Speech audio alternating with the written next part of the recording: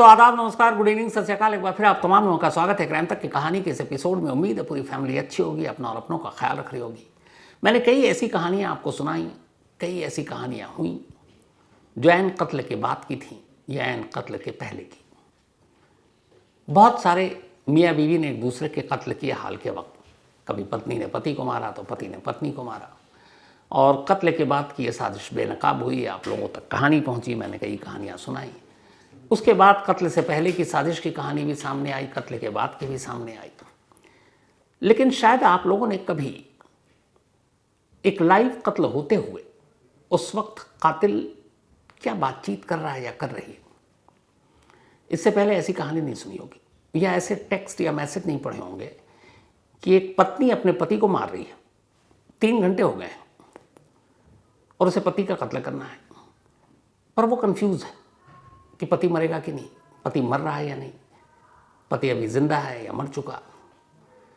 और कंफ्यूजन की इस आलम में वो अपने आशिक से लगातार इंस्टाग्राम पर एक चैट के जरिए लाइव जुड़ी हुई है। यानी एक तरफ वो अपने घर के अंदर अपने पति का कत्ल कर रही है और दूसरी तरफ उसी वक्त वो अपने प्रेमी के साथ इंस्टाग्राम पर चैट के साथ लाइव जुड़ी हुई है। न सिर्फ जुड़ी हुई है बल्कि हर चीज़ बता रही है, अब मैंने ये किया, अब ये हो रहा है, अब ऐसा हो रहा है, तुम बताओ क्या करोगे, तुम बताओ इसमें, अब सजेस्ट करो अब क्या करना चाहिए, और नहीं तो तुम आ जाओ मदद के लिए। इस पूरे चैट को कोई पढ़ ले, रोंगटे खड़े हो जाते हैं। इसलिए नहीं, इस चैट में ऐसी कोई बात नहीं है, बड़ी सिंपल सारी बात हो रही है। लेकिन अगर इसको आप वैसे सोचें कि एक बीवी अपने पति को मारने जा रही है, मार रही है, और ठीक उसी वक्त एक तरफ वो मार रही है और उसके हाथ में मोबाइल है, वो अपने प्रेमी के साथ व्हाट्सअप चैट कर रही है और लाइव रिपोर्ट कर रही है कि ऐसा हो रहा है, पता नहीं, मर नहीं रहा है। एक जगह ये भी पूछती है कि ज़रा चेक करके बताओ कि अगर नींद की गोलियां देने के बाद इंसान कितने देर में मरता है, क्या उसे उल्टियाँ होती हैं, क्या उसे पोटी आती है, सारी चीज़ें। ये पूरी कहानी सुनाऊं क्योंकि इस चैट के आने के बाद भी इसमें इतनी सारी रहस्यमयी चीज़ें हैं। उससे पहले मैं चाहता हूँ कि वो चैट आपको पढ़कर सुनाऊं हूबहू। इस चैट को जब मैं सुनाऊं तो बस इतना सोचिएगा कि एक बीवी के सामने उसका पति बिस्तर पर लेटा हुआ है, वो उसे कत्ल कर रही है और उसी दौरान उसी वक्त वो अपने प्रेमी से बात भी कर रही है। तो सिचुएशन ये है कि पति को मारना है, पति को मार रही है, और दूसरी तरफ पति जो उसका प्रेमी है एक गली छोड़कर घर में है, या उस गली में बीच बीच में टहल भी रहा है और वो उससे बात कर रही है। इस बातचीत से 25% कहानी आपको समझ में आएगी, बाकी के 75 मैं आगे बता दूंगा। तो ये इंस्टाग्राम के चैट की जो शुरुआत है पहले से हो रही है, लेकिन जहाँ से जो हिस्सा पुलिस के ज़रिए हम सब पहुँचा है, फैमिली के ज़रिए, फैमिली ने भी दिया, तो वो सुनिएगा। सिचुएशन मैंने आपको बता दी है, अब शुरुआत होती है। जो पत्नी है उसका नाम है सुष्मिता, जो पति जिसको कत्ल कर रही है उसका नाम है करण, और जो उसका प्रेमी है उसका नाम है राहुल। राहुल करण का कजिन है, चाचा का बेटा है, दोनों चचेरे भाई हैं। यानी सुष्मिता और राहुल देवर और भाभी है, और देवर भाभी मिलकर मार किसको रहे, देवर अपने भाई को और भाभी अपने पति को। तो शुरुआत होती है सुष्मिता मैसेज पे, कब तक वेट करेंगे राहुल, जब तक तुम बोलो। सुष्मिता 4 बजे तक देखते हैं। राहुल ज्यादा नहीं हो जाएगा सुष्मिता, तब तक सो रही हूं फिर मैं। सुष्मिता तो तुम ही बोलो। राहुल थोड़ा पहले। सुष्मिता ठीक है तो बोलो सही, कब तक आओगे। इसके बाद वीडियो कॉल हो जाता है, अब वीडियो कॉल पे बात हो रही है, टेक्स्ट बंद, फिर इसके बाद एक मिस वीडियो कॉल आता है, फिर आगे बातचीत शुरू। राहुल हाँ तो अभी आ जाता हूँ। सुष्मिता 1 घंटा और देख लें क्या, इतनी जल्दी तो हल्की होने वाली नहीं है नींद, ऐसा लग रहा है, बोलो। राहुल 3 बजे तक आ जाऊंगा, घर की गली में हूं, बोलो तो आऊं। सुष्मिता कहाँ हूं अभी। राहुल घर पर। सुष्मिता क्या करें। राहुल तुम बोलो। सुष्मिता कुछ समझ में नहीं आ रहा मुझे, तो तुम बोलो अब क्या करें। राहुल मैं क्या बताऊं, तुम बोलो। सो रहा है अभी भी या क्या हुआ है। सुष्मिता हाँ। राहुल बस फिर तुम अच्छे से सोच लो और फिर बोलो।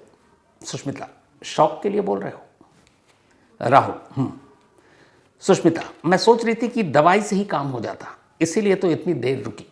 राहुल और दवाई खिला दो, एक साथ सारी की सारी ट्राई कर लो, हो सकता है तो। सुष्मिता 2 या 2.5 ही बची है बस। राहुल कितनी दे दी। सुष्मिता दही नहीं खाई, वहां वेस्ट हुई। राहुल अच्छा 15 टैबलेट होती है। सुष्मिता, ये कहानी सामने बता दूंगी, एक बार ये चेक करो कि कितनी देर में डेथ होनी चाहिए। दवाई खाने के लगा लो, खाना खाए हुए इसको 3 घंटे हो चुके हैं, वोमिट, पॉटी, नथिंग, और डेथ भी नहीं अभी तक। राहुल, ऐसा तो कुछ आ नहीं रहा कि कब तक, मतलब कब तक मौत होती है। सुष्मिता, फिर क्या करें, कुछ तुम सजेस्ट कर दो प्लीज़। राहुल, यार अगर कुछ हमें समझ ही नहीं आ रहा है तो दे दो शॉक, और क्या। सुष्मिता, शॉक के लिए कैसे बांधते हैं। राहुल, टेप से। सुष्मिता, बहुत स्लो सांसें ले रहा है। राहुल, अच्छा। सुष्मिता, चूटी मारी हल्की तो हिला। राहुल, जितनी भी दवाई और सारी दे दो अगर दे सकती हो तो। सुष्मिता, ट्राई करती हूँ। राहुल, ओके, किया ट्राई। राहुल कहता ओके, ट्राई किया, पूछ रहा है। सुष्मिता, मुंह नहीं खुलवा पा रही, पानी तो डाल पा रही पकड़ के, बट दवाई नहीं डाल पा रही। राहुल, अच्छा लास्ट ट्राई करो। सुष्मिता, अरे 5-6 बार ट्राई किया मैंने। राहुल, नहीं तो फिर शॉक का ट्राई करते हैं, टाइम भी निकल रहा है। सुष्मिता, तुम आ जाओ, साथ मिलके शायद खिला पाए। राहुल, चलो आता हूँ। सुष्मिता, यही मैसेज करना। राहुल, ओके। सुष्मिता, ओके, कौन सा। राहुल, ऊपर वाला। उठ गया तो इसके बाद ऑडियो कॉल, फिर ऑडियो कॉल, फिर एंड। अब ये पूरी बातचीत हुई। इस बातचीत में आपको 2-3 चीज़ें समझ में आ गई होगी। पहली चीज़ ये कि सुष्मिता ने अपने पति करण को नींद की दवा दी 15। पहले उसने दही में मिला कर दी, करण ने दही खाई नहीं। फिर उसने दाल की रोटी और खाने में मिला कर दे दी, करण ने वो खाना खा लिया। अब बची 2.5, वो उसको देने की कोशिश करी, लेकिन वो गहरी नींद में, मुंह नहीं खुल रहा, पानी तो लिक्विड है जा रहा है, पर टैबलेट कैसे डाले, वो निकलेगा कैसे। तो जब ये नहीं हो रहा तो वो पूछ रही कि क्या करूँ। टाइम भी हो गया, ये बातचीत 3:30 से 4 बजे सुबह के दरमियान हो रही है। डेट है 14 जुलाई, सैटरडे की देर रात, संडे की अर्ली मॉर्निंग। तो फिर कहता है कि अच्छा दवा से नहीं है तो एक काम करो, शॉक दो। शॉक का मतलब है यहाँ पर करंट, बिजली का झटका, इलेक्ट्रिक शॉक। तो बार बार यही कहता है और आखिर में सुष्मिता इलेक्ट्रिक शॉक देती है, क्योंकि उसे यकीन नहीं हो रहा था कि उसका पति मर गया है या मर रहा है या मरने वाला है, बेहोश है या सच में मर गया, समझ नहीं पा रही थी। और उसको इंश्योर करना था कि उसका हस्बैंड मर जाए, तो इसलिए प्रेमी राहुल के कहने पर फिर वो उसे इलेक्ट्रिक शॉक देती है। और वो पूछता है कैसे, तो कहता है कि टेप लगाकर। तो उसके हाथ पर, चेस्ट पर, इन सब जगह पर जो वायर है ना, उस वायर को पहले रखती है, फिर उसको टेप से चिपका देती है ताकि वो बॉडी से टच करे, और फिर उसको स्विच में डालकर स्विच ऑन कर देती है। इलेक्ट्रिक शॉक से करण मर जाता है। ये करीब 4 से 4:30 बजे के दरमियान हुआ, जब नींद की गोली से और फिर इलेक्ट्रिक शॉक देकर 37 साल के करण की मौत हो गई। अब 4:30 बजे से लेकर अगले करीब 5 घंटे तक घर में शांति है। अब सुबह के 9 बज गए। जब 9 बजे तो अचानक सुष्मिता घर से निकलती है और एक गली छोड़कर उसके ससुराल था, जहाँ उसकी सास और करण का छोटा भाई और बहन, ये तीनों रहा करते थे। और वो भागती है बदहवास, रोती हुई, चीखती हुई, दहाड़ती हुई, और कहती है कि चलो, जो करण का छोटा भाई है उससे, कुणाल, कि तुम्हारे भैया उठ नहीं रहे, मैं हिला रही हूँ, डुला रही हूँ, कुछ सुन नहीं रहे, पता नहीं क्या हो गया, मैं परेशान हूँ, मुझे डर लग रहा है। पूरा घर नंगे पाँव भागता है, जाकर देखता है, हिलाता है, आवाज़ देता है, कोई रिस्पॉन्स नहीं। इसके बाद वो लोग उठाकर उससे अस्पताल ले जाते हैं। जब अस्पताल ले जाते हैं तो डॉक्टर मुर्दा करार देता है। करण की मौत हो चुकी थी। अब मौत हो गई, लेकिन डॉक्टर को एक बड़ी अजीब चीज़ दिखाई दी। उसने देखा हाथ पे और चेस्ट पे टेप लगा हुआ है, ये कैसे। करण का तो मामला था। घर वालों ने भी बिजली के तार देखे। डॉक्टर ने कुछ शक जताया। चूँकि अननेचुरल डेथ था, डॉक्टर ने पुलिस को फ़ोन कर दिया। पुलिस आ गई। अब एक 37 साल के नौजवान की बिजली के झटके से मौत, कहीं ना कहीं कुछ डाउट तो होगा। तो पुलिस ने भी इसको अननेचुरल डेथ माना और कहा कि इसकी पोस्टमार्टम करेंगे ताकि मौत की सही वजह पता चले। अब जैसी पोस्टमार्टम की बात आई, घर वाले परेशान, और ख़ासतौर पर 2 लोग, एक सुष्मिता और दूसरा राहुल। उसने कहा नहीं, हमारे भैया के बॉडी पे अब तो मर गए, चीर फाड़ और ये सब हम नहीं होने देंगे। 1-2 लोग और जुड़ गए, पोस्टमार्टम नहीं होगा। घर वालों ने, फिर माँ ने, सगे भाई ने भी कहा कि अब क्या, भाई तो चला गया, क्या पोस्टमार्टम, क्या चीर फाड़। तो पुलिस वालों के आगे जाके एसीपी तक पहुंच गया कि पोस्टमार्टम मत करवाइए। लेकिन पुलिस को ये था नेचुरल डेथ। पुलिस ने कहा नहीं, पोस्टमार्टम तो होगा। फिर घर के बड़े बुजुर्गों ने कहा नहीं, होना चाहिए। इसके बाद पोस्टमार्टम के लिए लाश को भेज दिया गई सरकारी अस्पताल, दीनदयाल उपाध्याय, दिल्ली में ही। अब मॉर्चरी में उधर पोस्टमार्टम संडे को ही हो रहा है, मंडे को बॉडी मिलनी है। पूरा मोहल्ला सोगवार, सब अफसोस, और सुष्मिता को लेकर हर एक के दिल में हमदर्दी कि इस जवान उम्र में वो विधवा हो गई, और सभी अफसोस जता रहे हैं, बॉडी मिलने का इंतज़ार कर रहे हैं।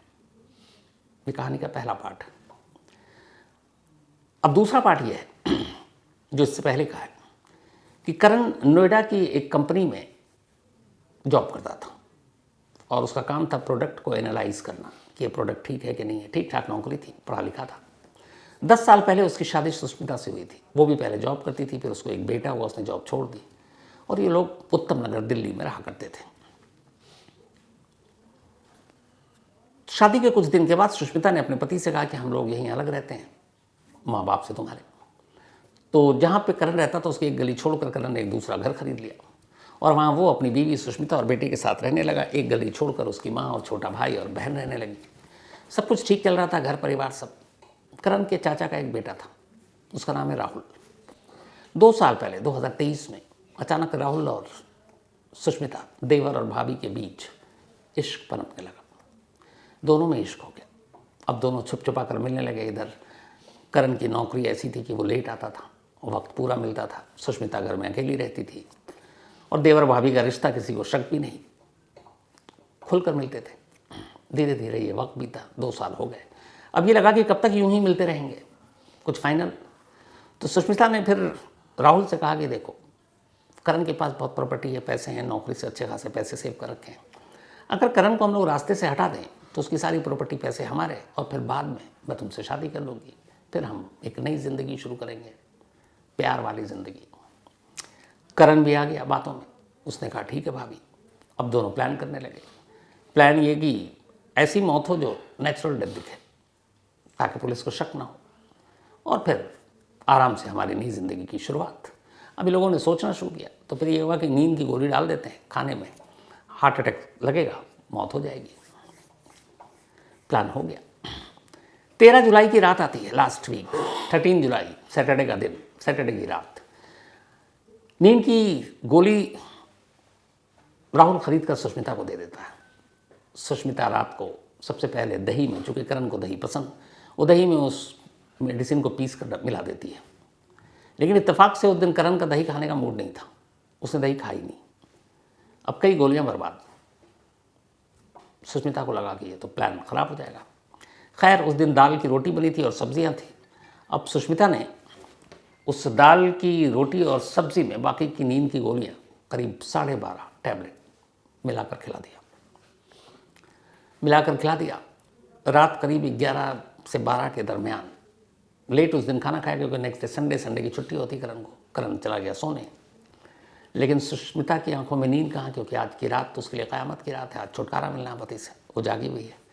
अब वो जाकर सो गया। बीच बीच में वो जाए और देखे, उसे लगे कि नींद की गोली का असर हुआ कि नहीं। और फिर 2 बजे से वो राहुल से चैट करना शुरू करती है। राहुल भी चूँकि एक गली छोड़कर रहता था, उसी गली में वो टहल रहा परेशान कि पता नहीं इस घर से क्या रिपोर्ट आएगी। और वो फ़ोन पर, मतलब इंस्टाग्राम के चैट पर गाइड कर रहा है। फिर करते करते 3:35-37 हो जाता है। जो मैंने आपको पूरी चैट सुनाई है 3:30 से 3:45 के बीच की है, थोड़ी देर पहले। तो अब पूरी रात ये लगते रहते हैं, लेकिन यह है कि नींद की दवा से कंफ्यूज, कि बेहोश है कि मर गया, सांसें हल्की हल्की आ भी रही हैं। तो फिर यही आइडिया था कि दूसरा ऑप्शन वो इलेक्ट्रिक शॉक और आखिर में बिजली के झटके और उसके ज़रिए करण की मौत। तो ये कहानी खत्म। अब पार्ट 3। संडे को इस मौत का खुलासा हुआ। मंडे को पोस्टमार्टम के बाद बॉडी को सौंप दिया गया। अभी तक पूरा मोहल्ला, सारे रिश्तेदार सुष्मिता के साथ हमदर्दी, सुष्मिता का रो रो कर बुरा हाल। इस उम्र में विधवा हो गई। किसी को कोई शक नहीं, क्योंकि पति पत्नी के बीच में कभी कोई ऐसा रिश्ता भी नहीं था कि लड़ाई झगड़ा होता, नॉर्मल लाइफ। तो और भी शक नहीं। हाल के दौर में जो पति पत्नी इतने मारे गए, उसके बावजूद किसी को शक नहीं। तो सोचिए अच्छे रिश्ते होंगे। लेकिन अब पोस्टमार्टम के बाद बॉडी आती है। बॉडी घर में आती है, पूरा मोहल्ला परिवार जुटता है। उसके बाद तमाम विधि विधान के साथ शमशान ले जाया जाता है और वहाँ अंतिम संस्कार कर दिया जाता है। पोस्टमार्टम रिपोर्ट अभी आई नहीं है। अंतिम संस्कार करने के बाद सारे रिश्तेदार घर लौटते हैं। जब घर लौटते हैं तो एक परंपरा रही है कि कोई शमशान से आए तो पहले उसको नहाना चाहिए घर में दाखिल होने से पहले। तो सभी पुरुष नहाने चले गए। इत्तेफाक से शमशान से आने के बाद जो राहुल है, सुष्मिता का प्रेमी, वो भी करण के भाई के ही घर गया नहाने के लिए। यानी कि करण का जो भाई, करण के भाई के घर गया नहाने के लिए, कुणाल। अब वो नहाने के लिए जब गया तो ये होता है कि जब शमशान से आते हैं तो वो दरवाजे के पास ही अब अपने कपड़े वपड़े से जूते चप्पल उतार देते हैं, उसके बाद सीधे बाथरूम में जाते हैं, नहाते हैं, थोड़ा सा गंगा जल छिड़कते हैं और फिर सब ठीक हो जाता है। तो वही काम किया राहुल ने। शमशान से आया, घर में दाखिल हुआ, उसने अपने सारे कपड़े उतारे, जूते उतारे और जेब में जो पर्स और मोबाइल था उसने वो भी वहीं रख दिया और रख कर बाथरूम में चला गया। अब इत्तेफाक से करण का छोटा भाई कुणाल नहाकर बाहर निकला। उसने देखा उसके कज़न यानी कि राहुल का पर्स और मोबाइल पड़ा हुआ। उसने उसको उठाकर कहीं रखने की कोशिश की, इसलिए उठा लिया कि टेबल पर रखते। लेकिन जैसे ही उसने रखा, इत्तेफाक से उसने देखा मोबाइल अनलॉक है। अब उसकी उंगली लग गई टच स्क्रीन। तो जैसे ही वो टच लगा तो अचानक जो स्क्रीन पे सामने आया वो था एक इंस्टाग्राम का चैट। और जो स्क्रीन पे सामने दिख रहा था वो ये दिख रहा था कि इस इंस्टाग्राम चैट पे एक तरफ राहुल है और दूसरी तरफ जो नाम था सुष्मिता भाभी का। अब इंस्टाग्राम पे चैट, पहले तो कुछ समझ में नहीं आया, फिर लगा नॉर्मल देवर भाभी है। अब वो स्क्रीन चूंकि खुल गया, अनलॉक पहले से था और पहला ही वही सामने आ रहा था बिल्कुल। अब कुणाल ने उसको पढ़ना शुरू किया, पहली ही लाइन। जब उसने डेट देखा, टाइम देखा और जो लाइन देखी, पांव तले उसके ज़मीन खिसक गई। ये वही चैट वो पढ़ रहा था जो चैट मैंने अभी पूरा पढ़कर आपको शुरू में सुनाया कि मैंने ये दे दी है, मैंने दही में दी, मैंने ये किया। वो जैसे जैसे पूरा चैट ख़त्म हुआ, अब तक जो अपने भाई की मौत को एक नेचुरल, एक ऊपर वाले का वो मानकर चल रहा था, उसकी आंखों के सामने अंधेरा छा गया कि ये तो उसके भाई का मर्डर है और कातिल कोई और नहीं, खुद उसकी अपनी बीवी और उसका अपना कज़न चाचा का बेटा है। फ़ौरन भाग कर गया वो अपनी माँ के पास, अपनी बहन के पास। बहन नैन्सी ने देखा। इन लोगों ने फ़ौरन उस चैट को मोबाइल में वीडियो बना लिया एविडेंस के तौर पर, क्योंकि उन्हें पता था अब ये मोबाइल पुलिस को देना है। वही मोबाइल का वीडियो जो बनाया उन्होंने वो आपको स्क्रीन पर दिखाया और जिसको ट्रांसलेट करके मैंने आपको पूरा सुनाया। अब इन्होंने जब चैट देखा, माँ और बहन ने, उनके पैरों तले ज़मीन खिसक गई। अब क्या करें? इधर यह है कि इससे पहले कि राहुल बाहर आए और मोबाइल मांगे, ये सभी पुलिस स्टेशन की तरफ भागते हैं और पुलिस स्टेशन में जाकर, चूँकि उधर पुलिस ने भी अननेचुरल डेथ का मामला दर्ज किया था लेकिन कुछ नहीं किया। अब वहाँ बहन और ये लोग जाते हैं और कहते हैं कि मेरे भाई का तो मर्डर हुआ, ये रहा चैट, और इस चैट में भाभी और राहुल ये दोनों की बातचीत है उस मर्डर के रात की। इससे बड़ा प्रूफ क्या? पर जानते हैं उस दिन दिल्ली पुलिस ने क्या किया? उसको देखा, पढ़ा, फिर कहता है अभी कुछ नहीं हो सकता, पोस्टमार्टम रिपोर्ट का इंतजार करो। एक बार पोस्टमार्टम रिपोर्ट में कुछ फाउल प्ले आ गया, कुछ गड़बड़ आ गया, फिर तो हत्या का मुकदमा दर्ज करेंगे, दोनों को उठा लेंगे, अभी जाओ। चलता कर दिया, एफआईआर दर्ज नहीं किया, इतना बड़ा सबूत होने के बावजूद। अब ये दोनों गए, फिर इधर उधर बातें करने लगे कि भाई कोई तो सिफारिश करे। फिर एसीपी डीसीपी तक पहुँच गई। इस दौरान में मीडिया में खबर आ गई। अब जब मीडिया में खबर आई तो पुलिस वालों को लगा ये तो फजीहत है। उन्होंने फ़ौरन फिर उस चैट पे संजीदगी से गौर किया और तब तक पोस्टमार्टम रिपोर्ट आ गई। अब जैसे ये सारी चीज़ें आ गई, तस्वीर क्लियर हो गई। जब तस्वीर क्लियर हो गई तो इसी दौरान में अभी तक किसी ने सुष्मिता को ये नहीं बताया कि उन्हें पता है, न करण के भाई ने, न उसकी माँ ने, न बहन ने। अब ये सुष्मिता को लेकर एक कमरे में बैठ जाते हैं। उस कमरे में सुष्मिता है, करण का छोटा भाई कुणाल है, माँ है और नैन्सी है जो फ्रेम में नहीं दिख रही है। अब पहली बार वहाँ बैठकर करण का भाई यानी सुष्मिता का ओरिजिनल देवर कुणाल सुष्मिता से कहता है, भाभी आपने मेरे भाई को क्यों मारा? पहले तो वो शक पकाती है, फिर वो उसे वो वीडियो दिखाता है, वो चैट दिखाता है। इसके बाद सुष्मिता के पास सिवाय सच उगलने के कुछ नहीं था। ये जो वीडियो आप देख रही हैं उसी वक्त का जब वो कन्फेस कर रही है। फिर वो पहले शुरू में कहानी सुनाती है, मुझे बहुत मारता था, पीटता था, टॉर्चर करता था। तो उसने कहा ठीक है, लेकिन आप बता सकते थे, आप हम में से किसी को नहीं बताया, किसी को नहीं बताया। लेकिन ये मारता पीटता टॉर्चर तो समझ में आता है, फिर ये राहुल कहाँ से आ गया? क्या करें सुष्मिता, देखो तुमने कबूल कर लिया सब कुछ, अब मान लो। अब कार्रवाई उसके ऊपर होगी, राहुल के ऊपर होगी। क्या बोलते हैं? हमें जरूरी है ये चीज। बहकावा तो बहकावा ही होता है, उस समय से लग जाता है। देखो आप ये राहुल का नाम ले रही है, मैं चाचा को दिखाऊंगा ना। वो ये सोच रही है कि मैं आर्गुमेंट इतना होता कर है रही ना, हूँ, मैं इतना बदतमीजी कर रही हूँ, उसके करता बाद है, भी कुछ नहीं करता। इसके इसीलिए वो माइंडसेट हो गया। इसको ये तो सोचना चाहिए था, मैं घर चला रही हूँ, वो मेरा घर तो बना रहा है। तो वो तो मम्मी मारती है ना, यहाँ पे तो मम्मी मार देता था ना। बोल जाओ। राहुल ने वो आदमी दिखाता है सबको, मैं ठीक हूँ, सब ठीक राजी है। हो गई, हाँ।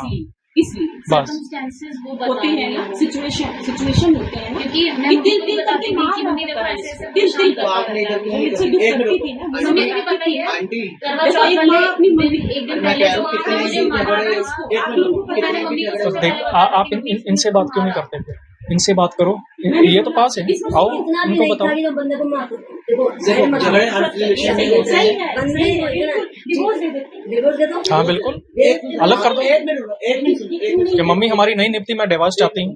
पति का ख्याल नहीं आया, किससे का? बच्चे का भी नहीं आया।